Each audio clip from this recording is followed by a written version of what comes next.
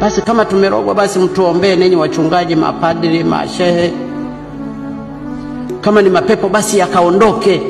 Tunabishana juu ya misimamo ya kijinga, lakini juu ya uhuru wa watu hatuwezi kubishana. Watu hawawezi kusema kwamba wana maendeleo na katika nchi yao hawawezi kutembea kwa uhuru. Wanaogopa, wanahofu, wanadhani asubuhi yoyote wakisikia mlangoni kwa anafikiri kaja mtu kuwapeleka kwenda kuwafunga. Na sasa nchi sio kwamba sisikii, wala sio kwamba siambiwi yanayosema au sijui kusema au sina la kusema. La hasha, sijafanya hivyo kwa sababu sioni faida yake.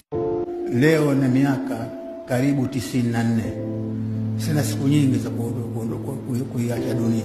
Sitaki niende huko na kwenda na aibu nyuma yangu. Hatima ya taifa letu imo mikononi mwetu. Tukiamua sote na kutenda kwa bidii